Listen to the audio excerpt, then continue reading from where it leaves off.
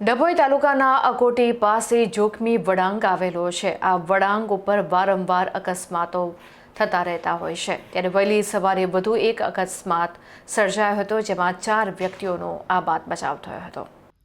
ડભોઈ તાલુકાના અકોટી પાસેનો આ વળાંક ઘણો મોટો અને લાંબો છે, પરંતુ માર્ગ પર કોઈપણ પ્રકારના સાઇનબોર્ડ કે રિફ્લેક્ટર લગાવવામાં આવ્યા નથી।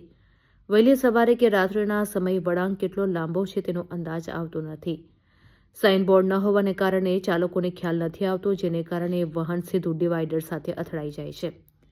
આ માર્ગ સ્ટેચ્યુ ઓફ યુનિટી તરફ જતો મુખ્ય સ્ટેટ હાઈવે હોવાથી અહીં પ્રવાસીઓની ભારે અવરજવર રહે છે।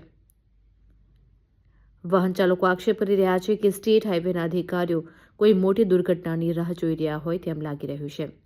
વારંવાર અકસ્માતો થવા છતાં તંત્ર દ્વારા અહીં સાવચેતીના બોર્ડ કે સ્પીડ બ્રેકર જેવી કોઈ સુવિધા કરવામાં આવી નથી। રાત્રિના સમયે રસ્તો દેખાય તે માટે રેડિયમ રિફ્લેક્ટર્સ અને લાઇટોની વ્યવસ્થા કરવામાં આવે। જોખમી વળાંક આવતા પહેલા ચાલકોને ચેતવણી આપતા બોર્ડ મૂકવામાં આવે તેવી વાહન ચાલકો દ્વારા પ્રબળ માંગ ઉઠી છે।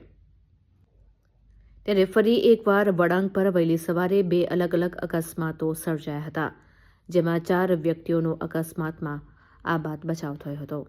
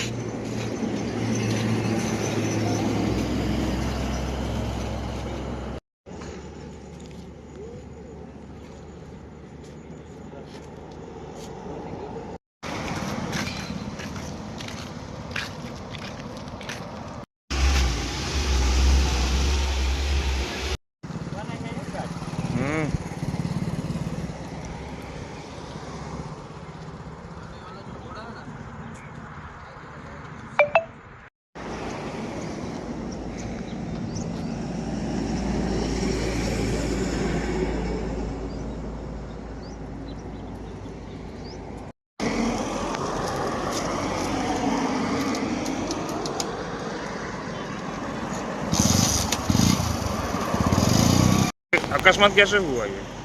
मैं सर ये अपने गाड़ी लेके आ रहा था, 50 की स्पीड में चल रही थी गाड़ी।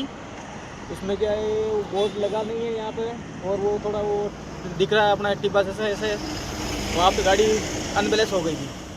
अनबैलेंस होने के चक्कर में ये गाड़ी आके यहाँ पे पलटी हो गई थी।